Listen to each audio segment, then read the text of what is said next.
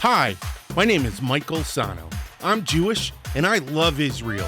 So if you love Israel, if you love being Jewish, or if you have an unwavering connection to the land of Israel, then you're in the right place. Welcome to the 12 Cities in Israel podcast.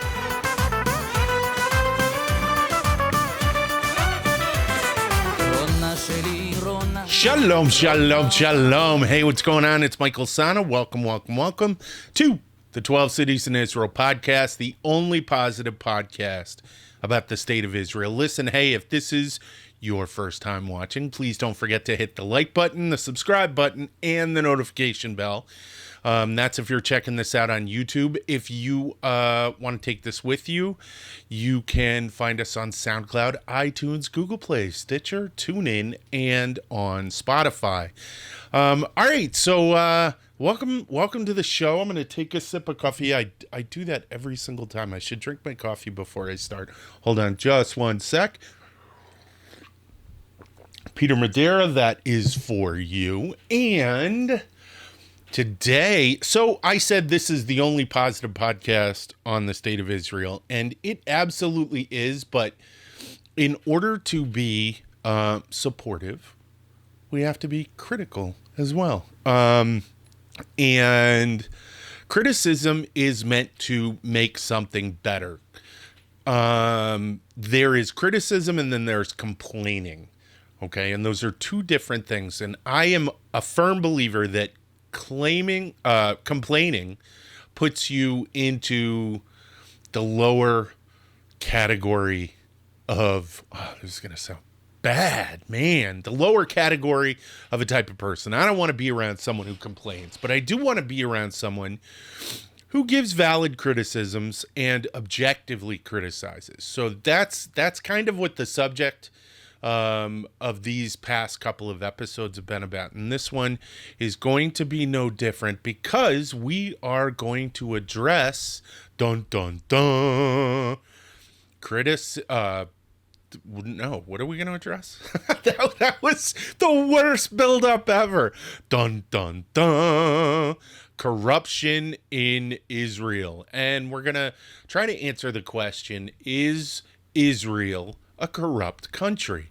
Now, where did this come from, and where did I get the idea from this? And a lot of people are going to go, well, you got the idea from, Netanyahu and blah, blah, blah, blah, blah. And,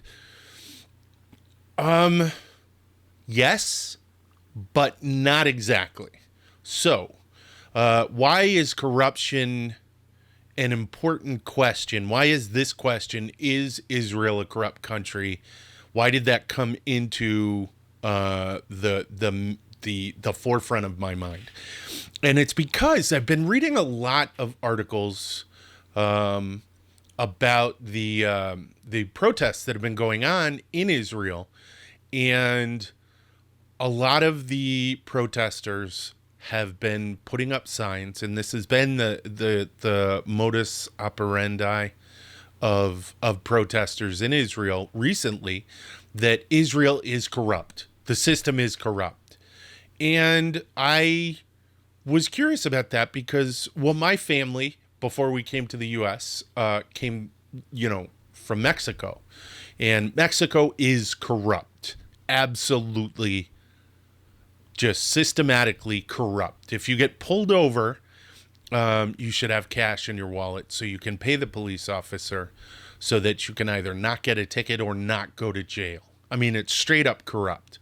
And I decided to call a friend of mine who's in Israel, who she migrated to Israel. She made Aliyah from Argentina. And Argentina, of course, was a pretty corrupt country. There still is corruption. There's that, what do we call it? The stereotypical South American, Central American corruption. And I wanted to ask her, I said, look, hey, what's going on? I keep reading about corruption. And I'm going to talk a little bit about corruption in Israel, but I kept saying, all of these people are talking about corruption, and in their newscasts, in their articles, you have American Jews who are writing articles about Netanyahu and his administration and other aspects of Israeli government, and they're talking about how corrupt it is. And I don't really know that they have an understanding of what corruption really is and living in a corrupt society really is. So I called her and I asked her, and I got her opinion, and her opinion illuminated a lot of the thoughts that I had and gave me some really good insight into understanding people's perceptions. And her perception, which is very specific, her perspective is very specific, having come from, of course, a corrupt country. Now, she had said that on some levels that I was right. Yay, I get to be right. But that's not the important part. She said on some levels, Michael, you're right. It is not corrupt like a South American dictatorship or a Central American country. Central or South American country. But she said, and you haven't sent it to me yet. I'm just telling you. She said she was going to send me an article about how Israel is becoming Argentina. And I'm really interested to read this article because it's not that I disagree with her. I don't disagree with her. I do agree that there are certain things in Israeli society that are becoming very corrupt and maybe dictatorial. Dictatorial, is that the right word? And one of them was the most recent. So you have things that appear a specific way, and because they appear that specific way, you contextualize them and you make them to be a specific thing. What do I mean by that? I mean, she was telling me that the most recent lockdown, COVID-19 lockdown in Israel, was a result of people protesting outside the prime minister's residence. Because according to her and according to some of the, actually, not just according to her, but according to some of the news sources, COVID rates are going down. There are some more outbreaks, but COVID rates are going down. If I'm wrong, let me know. If I'm off, tell me. I have no problem going back and if I'm wrong, going back and telling you guys that, hey, I was mistaken, and fixing the record, so to speak. So there was what was she telling me? She was telling me that there is a new rule so protesting is a big part of Israeli society. People protest for everything. They have the, the cottage cheese.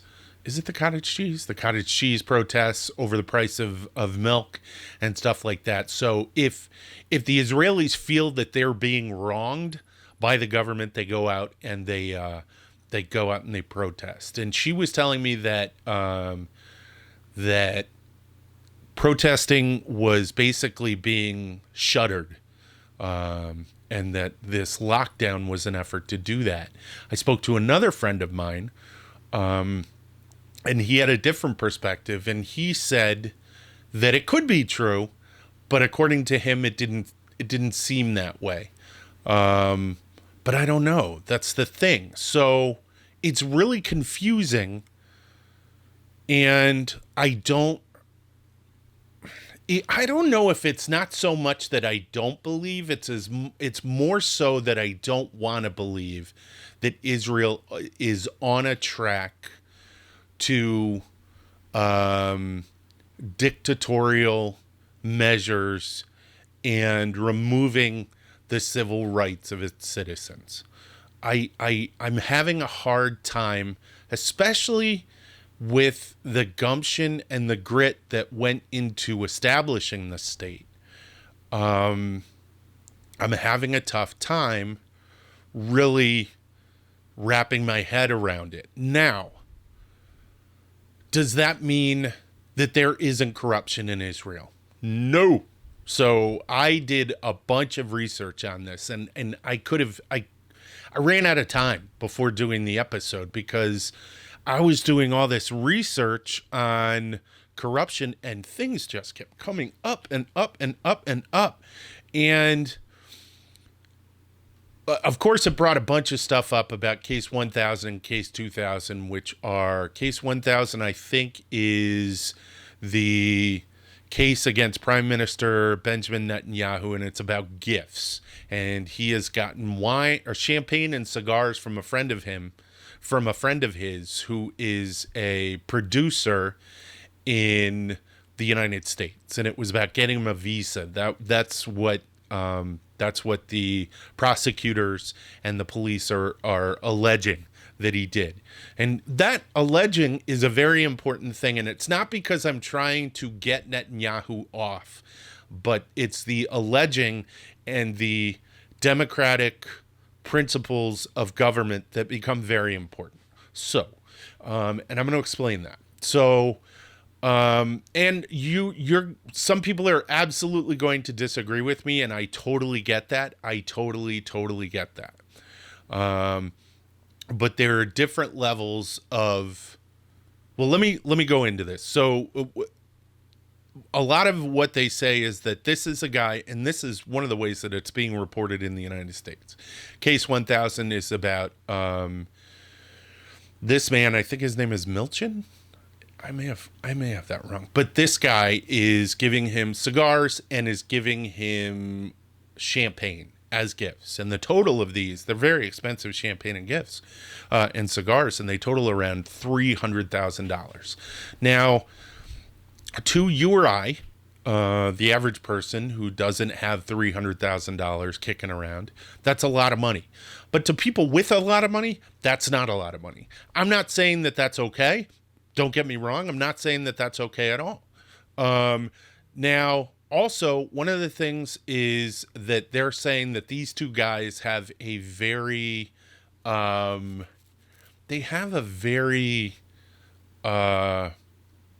insidious relationship, and that Milchin wants something and Netanyahu wants access. But one of the things that's being left out is that both of these guys have a long history in Israeli special forces. And that's a small community, and all these guys know each other. And from my time in the military, the guys that I know, there were gifts that were given with no understanding that I would expect something in return. I remember I got a good friend of mine an Edgar Allan Poe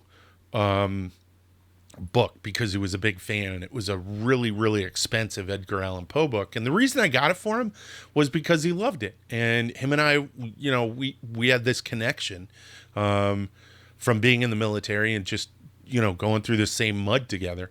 And you do that. You do that for when you're a soldier in the combat arms.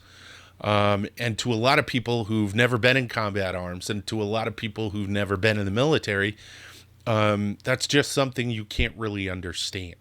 Does it exonerate him in his position as prime minister? Should he have taken it? No, not at all. I'm just telling you that contextually, I totally understand that relationship. The Case 2000 revolves around, I think it's Israel Hayom, a newspaper. It may not be Israel Hayom, but he wasn't getting, allegedly, he wasn't getting good press coverage, and was asking for better press coverage. The thing that's hinky about it is there's a taped recording of it, and he didn't get anything in return. And again, does that mean that he's smarmy? Probably. Does it mean that he's a person of maybe less than exemplary moral character? I don't know. Maybe. But if it doesn't rise to the level of criminality, then you can't really do anything about it. Now, none of this is meant to exonerate Bibi Netanyahu. It's not. It's just absolutely not. It's just I'm trying to take an objective look. I'm not on either side. All a lot of the people in politics, I mean, they're just smarmy. You know what I mean? And I love using that word when I'm talking about politics because it is. It's a greasy business. Now, one of the things that is very important to discuss is that there are a lot of things that happen in politics that are give and take. And if you do this for me, I will do this for you. And they are the rules of the game and tools of the trade for being a politician. And it's not stuff I would do. It's not stuff that I agree with.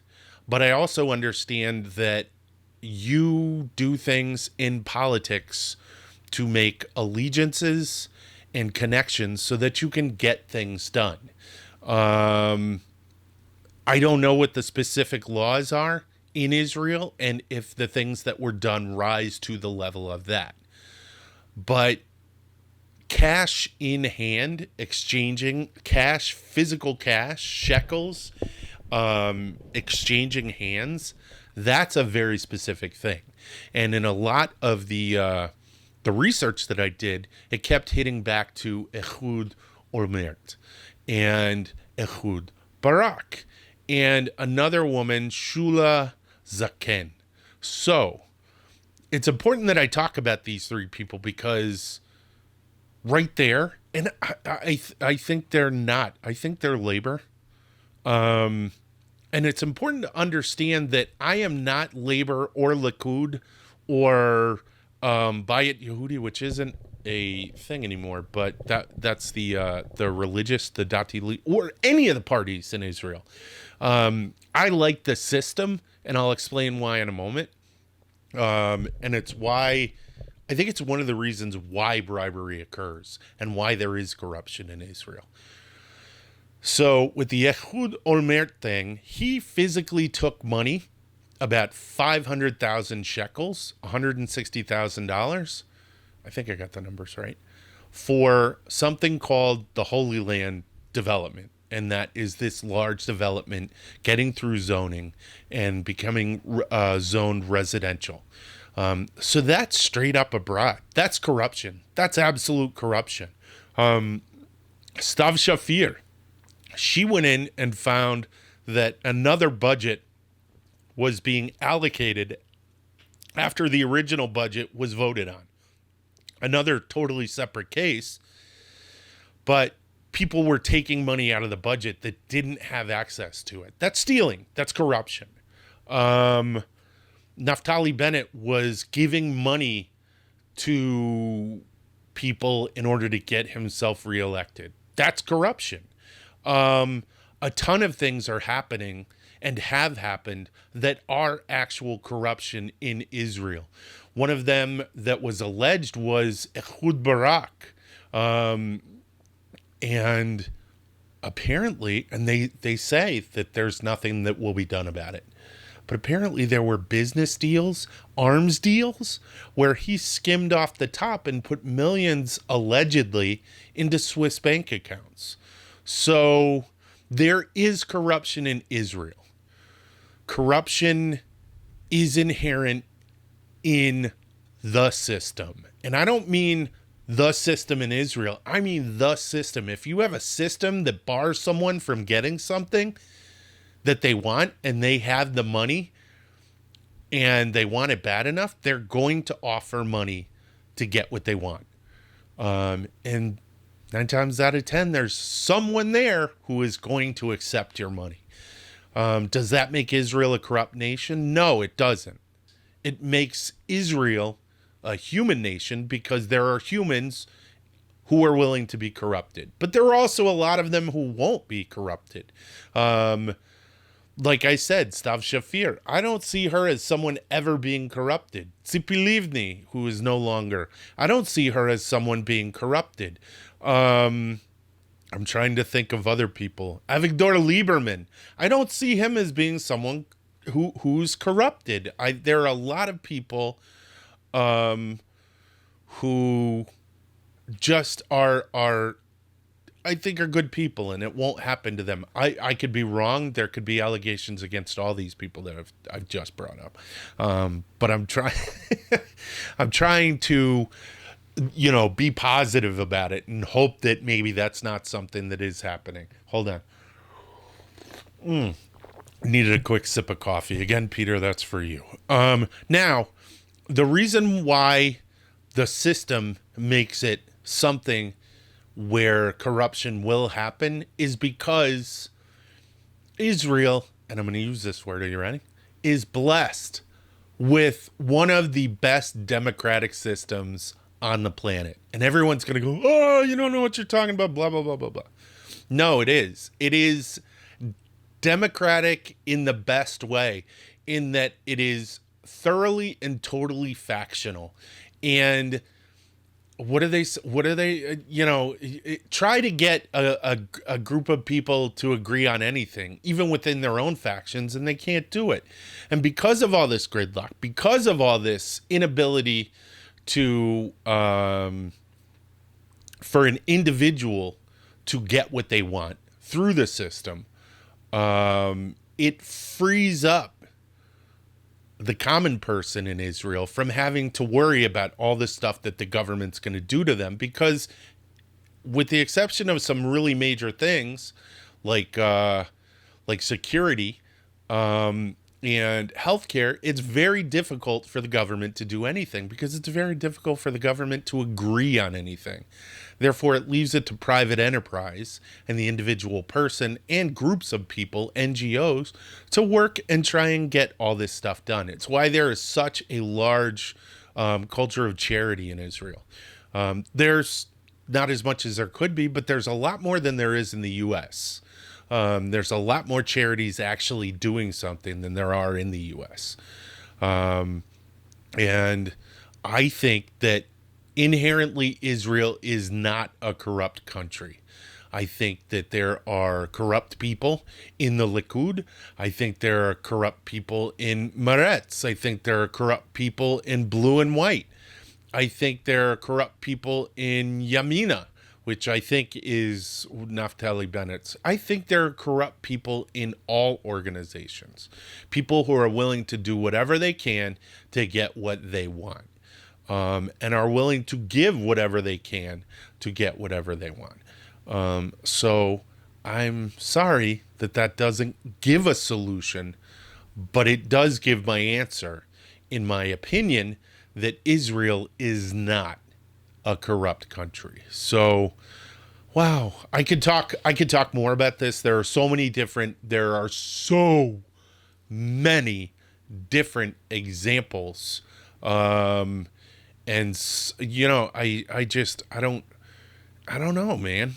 I don't know what the answer is. I don't know what the answer is to stop it. I've said that corruption should have harsher penalties. Corruption's treated like white collar crime. It really is, because the people who get indicted, arrested, and prosecuted for corruption are powerful people. And powerful people in all cultures are generally exempt from the law. So a resolution to this is not something that is really doable. I know that's a crappy outlook, but in general, systematically, Israel, in my opinion, is not corrupt. So yeah, there you go. I'm going to switch the subject a little bit.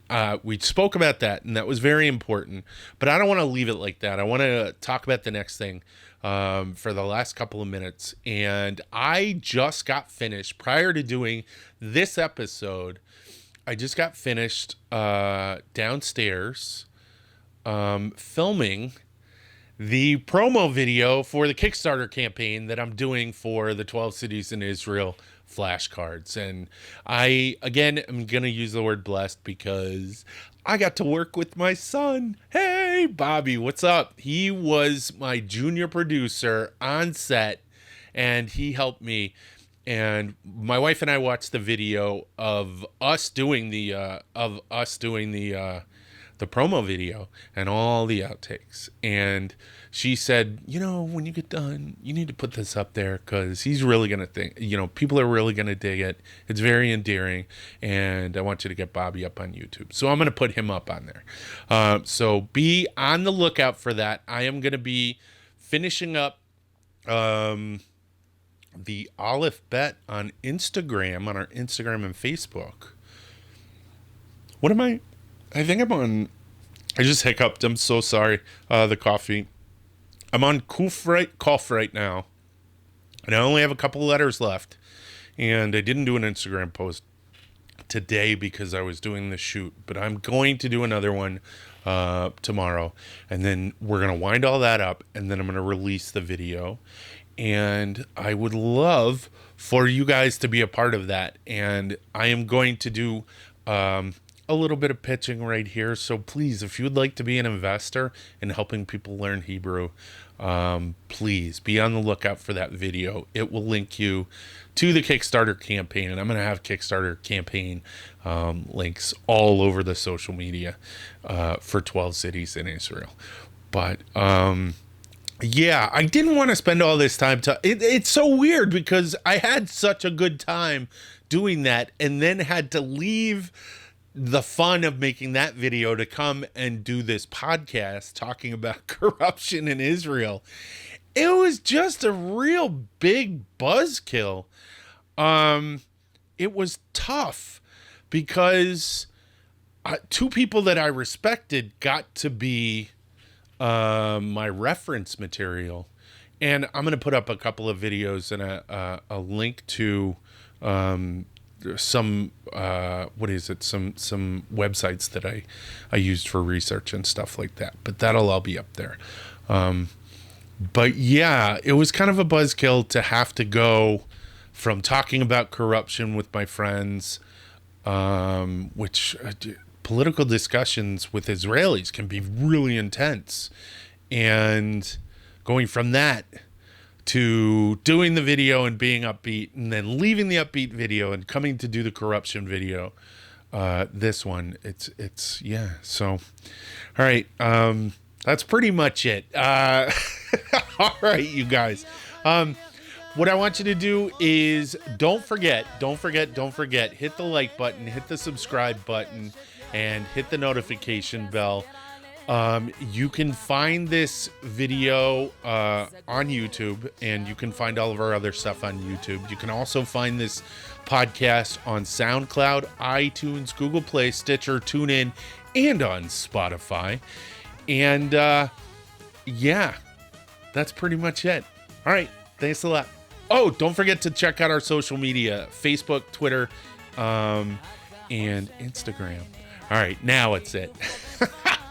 תודה רבה, להתראות ויאללה ביי.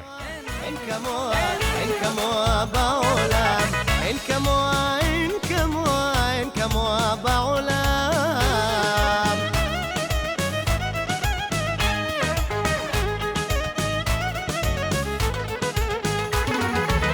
היא אחת ויחידה, בכל זאת לבדה, אין אחד שבא אליה לבקש את ידה.